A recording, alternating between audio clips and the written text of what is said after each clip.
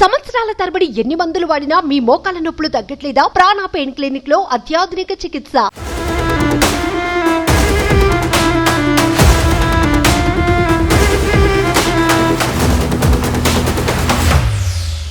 Welcome to Suman TV.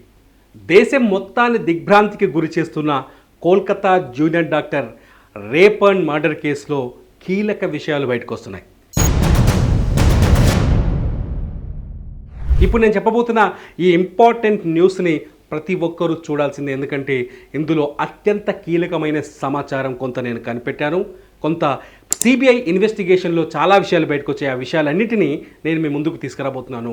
ఈ వీడియోలో నేను మీకు చాలా కీలకమైన విషయాలు చెప్పబోతున్నాను. ఇందులో ముఖ్యంగా ఎవరైతే జూనియర్ డాక్టర్ని ఆ రోజు ఆగస్టు 8వ తేదీ అర్ధరాత్రి, ఆగస్టు 9వ తేదీ తెల్లవారుజామున జూనియర్ డాక్టర్ పైన ఏదైతే కాన్ఫరెన్స్ హాల్లో జూనియర్ డాక్టర్ పైన అఘాయిత్యం చేసి, అత్యాచారం చేసి, అత్యంత పాశవికంగా గాయపరిచి ఆమె పైన లైంగిక దాడి చేసిన ఆ సంజయ్ రాయ్ అనేవాడు ఎవరు, అతని క్యారెక్టర్ ఏంటి అనేది సిబిఐ కొంతవరకు పరిశోధన చేసింది. అనేక అనుమానాలు, అనేక డౌట్లు, అనేక స్పెక్యులేషన్స్ సంజయ్ రాయ్ పైన వచ్చాయి. సంజయ్ రాయ్ అనేవాడు ఒక నేరస్తుడు. అతడు ప్రతిసారి కలకత్తాలోని రెడ్ లైట్ ఏరియాకి వెళ్తాడు. అక్కడ మహిళల పట్ల అతను వ్యభిచారుల దగ్గరికి వెళ్ళొస్తుంటాడు. అలాగే మొబైల్ ఫోన్లో ఈ పోర్న్ వీడియోలు, అశ్లీల వీడియోలకి అలవాటు పడ్డాడు. అశ్లీల వీడియోలు చూస్తాడు. అతని తల్లిదండ్రులు కూడా దూరంగా ఉంటున్నారు. ఆ 4 పెళ్ళిళ్ళు చేసుకున్నాడని చెప్పేసి కొంత ప్రచారం జరిగింది. అయితే ఇందులో వాస్తవాలు ఏంటి అనేది సిబిఐ కొంత వెలికితీసే ప్రయత్నం చేసింది. హత్య జరిగిన 5 రోజుల తర్వాత సిబిఐ ఈ కేసులో ఇన్వాల్వ్ అయింది. సంజయ్ రాయ్ చరిత్రని కొంత తవ్వడానికి ప్రయత్నించింది. తవ్వితే కొన్ని భయానకమైన నిజాలు వెలుగులోకి వచ్చాయి. ఇందులో కొంత సోషల్ మీడియాలో ఏదైతే ప్రచారం జరిగిందో అది వాస్తవమే, కానీ సంజయ్ రాయ్ అనేవాడే కీలక వ్యక్తి కాదు. అంటే ఈ కేసులో అతని గురించి కొన్ని విషయాలు తెలుసుకున్న తర్వాత ఈ అత్యాచారం హత్య వెనుక సంజయ్ రాయ్ ఒక్కడే లేరు, మరెవరో ఉన్నారు అనే అనుమానాలు, సందేహాలు కలుగుతున్నాయి. ఎందుకంటే సంజయ్ రాయ్ అనేవాడు ఒక సోషల్ వాలంటీర్ పోలీస్. అతను సెక్యూరిటీ గార్డు మాదిరిగా పనిచేస్తాడు. కాకపోతే అతను కలకత్తా పోలీసులకు సంబంధించిన టీషర్ట్ వేసుకునేవాడు. అతను తిరిగే బైక్ పైన కలకత్తా పోలీసుల స్టిక్కర్ వేసుకొని తిరిగేవాడు. దీంతో ఆల్మోస్ట్ ఆల్ అతను పోలీసుగానే ప్రవర్తించేవాడు. చాలా స్పష్టంగా ఈ విషయాన్ని అర్థం చేసుకోవాలి. అతను తనకు తెలిసిన ఏరియాలో కావచ్చు, తనకు పరిచయమైన ఏరియాలో కావచ్చు, పోలీసుగానే వ్యవహరించేవారు. అట్లాగే సంజయ్ రాయ్ రెగ్యులర్గా ఆర్జికర్ హాస్పిటల్కి వచ్చేవాడు. ఈ ఆర్జికర్ హాస్పిటల్కి వచ్చి అతను ఏం చేసేవాడు తెలుసా? అతనికి అతిపెద్ద ఆదాయ వనరుగా మారింది ఆర్జికర్ హాస్పిటల్ దగ్గర ఉంటూ తను డబ్బులు సంపాదించుకునేవాడు. ఎవరైతే ఖచ్చితంగా ఇది హెల్త్ యూనివర్సిటీ, ఇక్కడికి చాలామంది పేదలు కావచ్చు, లేకపోతే డబ్బులు లేని వాళ్ళు కావచ్చు, ఆర్జికర్ హాస్పిటల్కి వచ్చి వైద్యం చేయించుకుంటారు. ఇలా వైద్యం చేయించుకోవడానికి వచ్చిన వాళ్ళ దగ్గర సంజయ్ రాయ్ అనేవాడు డబ్బులు వసూలు చేసేవాడు. ఏ విధంగా వసూలు చేసేవాడంటే, ఎవరైతే పేదలు ఉంటారో వాళ్ళ దగ్గరికి వెళ్ళి వాళ్ళకి హాస్పిటల్లో బెడ్లు ఇప్పించడానికి డబ్బులు తీసుకునేవాళ్ళు. ఎవరైతే హాస్పిటల్లో టెస్టుల కోసం వస్తే వాళ్ళకి త్వరగా టెస్టులు చేయించడం కోసం డబ్బులు తీసుకునేవాడు. ఇలా హాస్పిటల్లో ఏదైనా సేవలు కావాలి అంటే హాస్పిటల్ మేనేజ్మెంట్తో చేతులు కలిపి సంజయ్ రాయ్ వాళ్ళ దగ్గర, పేదల దగ్గర, లేకపోతే పేషెంట్స్ బంధువుల దగ్గరకు వచ్చి డబ్బులు తీసుకొని వాళ్ళకి కావాల్సిన సర్వీస్ అందిస్తూ అలా డబ్బులు సంపాదించేవాడు. ఈ విషయాన్ని తన తల్లి కూడా, ఏదైతే భవానీ నగర్, కలకత్తాలోని భవానీ నగర్లో ఒక సాధారణ ఇంట్లో నివాసం ఉంటున్నాడు సంజయ్ రాయ్. ఆ ఇంటికి వెళ్ళినప్పుడు అతని తల్లి కూడా ఈ విషయాన్ని చాలా స్పష్టంగా చెప్పింది. నా కొడుకు నేరం చేసేంతటి దుర్మార్గుడైతే కాదు, కానీ నా కుటుంబాన్ని మోస్తుంది మాత్రం నా కొడుకే అని చెప్తూ వచ్చింది అతని తల్లి. ఎందుకంటే ఇలా హాస్పిటల్ దగ్గర పోలీస్ యూనిఫామ్తో, తన బండిపైన పోలీస్ స్టిక్కర్తో బెదిరించి సంపాదించిన డబ్బులు తీసుకెళ్ళి తన తల్లికి భోజనం పెట్టేవాడు, తన కుటుంబాన్ని, ఇంటిని నడిపిస్తూ వస్తున్నాడు అనేది కొద్దిసేపటి క్రితమే సిబిఐ బయటపెట్టిన ఇన్వెస్టిగేషన్లో బయటకు వచ్చిన నిజాలుగా మనం తెలుసుకోవచ్చు. కొద్దిసేపటి క్రితమే ఈ విషయాన్ని సిబిఐ చెప్పింది. అయితే ఈ సంజయ్ రాయ్ అనే వాడికి కొన్ని దుర్గుణాలు ఉన్న విషయం కూడా వాస్తవం. ఎందుకంటే సంజయ్ రాయ్కి మొత్తం నలుగురు అక్కా చెల్లెలు. సిబిఐ ఆ నలుగురితో కూడా మాట్లాడే ప్రయత్నం చేసింది. అందులో తన అక్కా చెల్లెలు నలుగురు, సోదరీమణులు నలుగురు సంజయ్ అలాంటి వాడు కాదు అని మాత్రమే చెబుతున్నాడు, తనకు ఎటువంటి దురలవాట్లు లేవు అని చెబుతున్నారు. కాకపోతే తన పెద్దక్క మాత్రం 17 ఏళ్ల క్రితమే ఇంట్లో ఇతనికి తెలియదు, అంటే తన తండ్రిని ఎదిరించి ప్రేమ వివాహం చేసుకొని వెళ్ళిపోయింది. దాంతో నా తమ్ముడి గురించి నాకు తెలియదు అని చెప్పుకొస్తుంది. మిగతా అక్క చెల్లెలు తమ్ముడిని నేరస్తుడిగా అంగీకరించడానికి, తన సోదరిని నిందితుడిగా అంగీకరించడానికి వాళ్ళు ఇష్టపడటం లేదు. అట్ ది సేమ్ టైం సంజయ్కి 2 పెళ్ళిళ్ళు అయ్యాయి. 4 పెళ్ళిళ్ళు కాదు, 2 పెళ్ళిళ్ళు అయినట్టుగా చాలా చాలా స్పష్టంగా తెలుస్తోంది. ఆ 2 పెళ్ళిళ్ళలో మొదటి భార్య అతనితో గొడవ పడి వదిలేసి వెళ్ళిపోయింది. 2022కు ముందే అతనికి ఒక పెళ్ళైంది. అతని వయసు ఇప్పుడు 33 సంవత్సరాలు. మొదటి భార్య అతన్ని వదిలేసి వెళ్ళిపోయింది. 2022లో సంజయ్ రాయ్ రెండో పెళ్లి చేసుకున్నాడు.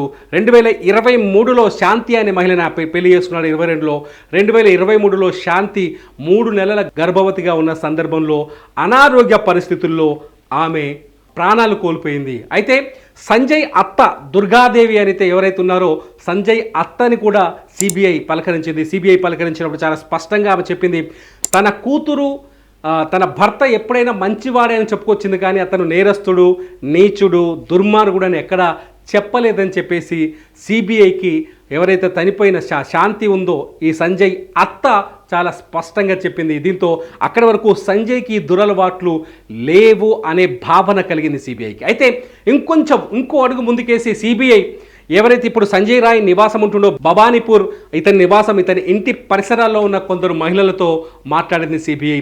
అక్కడ మహిళలు చాలా స్పష్టంగా చెప్పారు, సంజయ్ రాయ్ అనేవాడు ఒక నీచుడు, ఒక రోగని చాలా స్పష్టంగా చెప్పారు. అతను నడుచుకుంటూ వస్తుంటే అక్కడ వీధిలోని మహిళలంతా డోర్లు వేసుకునేవాడని, ఆమెని మహిళల పట్ల నీచంగా చూసేవాడని, నీచంగా ప్రవర్తించేవారని అక్కడున్న మహిళలు చెప్పారు. దీంతో సంజయ్ రాయ్కి మహిళల పట్ల అసభ్యంగా ప్రవర్తించే అలవాటు ఉందనే నిర్ధారణకు వచ్చింది సిబిఐ. ఈ అలవాటు ఇప్పటి నుంచి లేదు, హాస్పిటల్లో కూడా సంజయ్ రాయ్ పైన ఇటువంటి కొన్ని ఆరోపణలు ఉన్నట్టుగా ఇప్పుడిప్పుడే తెరపైకి వస్తున్నాయి. ఏదైతే ఈ ఇన్సిడెంట్ జరిగిందో, ఏదైతే బాధితురాలపై అభయపై అఘాయిత్యం జరిగిందో, అఘాయిత్యం జరిగిన 24 గంటల ముందు సంజయ్ రాయ్ ఈ బాధితురాలిని కొంత వెంటాడాడు హాస్పిటల్లో. ఆమె ఎటు తిరుగుతుంటే ఆమె చుట్టూతే తిరుగుతూ కనిపించాడు. ఆమె ఉన్న పరిసరాల్ని ఐడెంటిఫై చేస్తూ ఆమెని గమనిస్తూ ముందుకు వెళ్ళాడు.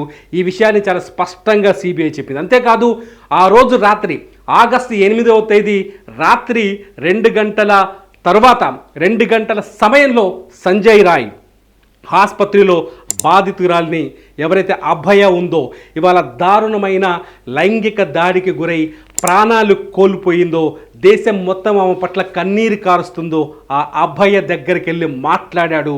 ఆమెతో ఏం మాట్లాడాడు అనే విషయం కూడా బయటకు రావాల్సిన అవసరం ఉంది. ఎందుకైతే ఏదైతే ఈమెతో మాట్లాడడానికి ముందే ఆమెను వెంటాడాడు, ఆమె ఎక్కడుంటే అక్కడ చూస్తూ తిరిగాడు, ఆమెను కదలికల్ని గమనిస్తూ వచ్చాడు, ఒక టార్గెట్ చేస్తూ ఆమె చుట్టూతే తిరిగారు సంజయ్ రాయ్. అంతేకాదు సిబిఐ కొంత విచారణ జరిపింది. సంజయ్ రాయ్ని అదుపులోకి తీసుకున్న తర్వాత, సంజయ్ రాయ్ని విచారించిన తర్వాత ఇంకొన్ని భయంకరమైన విషయాల్ని కూడా వెలుగులోకి తెచ్చింది. సంజయ్ రాయ్ ఎవరైతే అభయ పైన ఘటన జరిగిందో, ఘటనకు ముందు కోల్కతాలోని రెడ్ లైట్ ఏరియాకు వెళ్ళొచ్చాడని చెప్పేసి స్పష్టంగా సిబిఐ రిపోర్ట్ చేస్తుంది.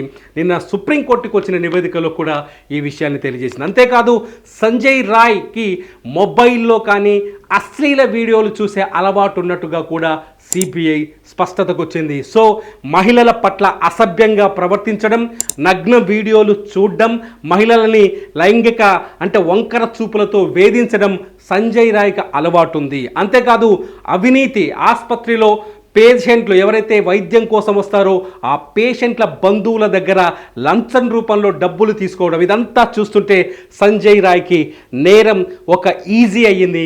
నేరస్తుడిగా ఆయన మొదటి నుంచే నేరస్తుడిగా అతను ఉన్నాడు, తప్పులు చేస్తూనే ఉన్నాడు, చిన్న చిన్న నేరాలు చేస్తూ ఇవాళ పెద్ద నేరస్తుడిగా మారిపోయాడు. మొత్తానికి సంజయ్ రాయ్ ఉద్దేశపూర్వకంగానే ఒక పథకం ప్రకారమే అభయపై అఘాయిత్యానికి పాల్పడ్డాడని అర్థమవుతుంది. అయితే బాధితురాలి తల్లిదండ్రులు కావచ్చు, లేకపోతే ఈ హాస్పిటల్లో ఉన్న ఈ బాధితురాలి బంధువులు కావచ్చు, ఆర్జికర్ హాస్పిటల్లో ఉన్న బాధితురాలి సహచరులు కావచ్చు, స్నేహితులు కావచ్చు, ఒక విషయాన్ని చాలా స్పష్టంగా చెప్తున్నారు.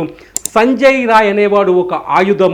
సంజయ్ రాయ్ వెనుక మరెవరో ఉన్నారు, వాళ్ళే ఈ దారుణాన్ని చేయించారు, వాళ్ళే ఈ సంజయ్ రాయ్ని ప్రయోగించి అభయ పైన అఘాయిత్యాన్ని చేయించారు, హత్య చేయించారని చెప్పేసి ఆరోపణ చేశారు. మొత్తంగా ఒక నేరస్తుని అంటే సంజయ్ రాయ్ని ఒక ఆయుధంగా వాడుకొని అభయ పైన అఘాయిత్యానికి ప్రయోగించారా అనే అనుమానాలు ఇక్కడ కలుగుతున్నాయి. సంజయ్ రాయ్ హిస్టరీ చూసినా, సంజయ్ రాయ్ ఫ్యామిలీ బ్యాక్గ్రౌండ్ చూసినా, సంజయ్ రాయ్కి ఉన్న దురలవాట్లను చూసినా ఖచ్చితంగా ఇక్కడ సంజయ్ రాయ్ని ఒక ఆయుధంగా వాడుకొని అభయపై ప్రయోగించారని మాత్రం అర్థమవుతోంది. ఈ కేసులో సిబిఐ అనేక మందిని ప్రశ్నిస్తోంది. ఇప్పటికే మొత్తం సంజయ్ రాయ్తో పాటు ఆర్జికర్ హాస్పిటల్ సందీప్ ఘోష్ మాజీ ప్రిన్సిపల్ ఎవరైతే ఉన్నారో సందీప్ ఘోష్తో పాటు మరో 4 డాక్టర్లని లై డిటెక్టర్ టెస్టులకు అనుమతి కోరుతూ కోర్టును ఆశ్రయించింది. కోర్టు కూడా వారిని లై డిటెక్టర్ టెస్టులు చేయమని ఆదేశాలు జారీ చేసింది. దీంతో కథలో ఇంకెన్ని ట్విస్టులు వెలుగులోకి వస్తాయో వేచి చూద్దాం.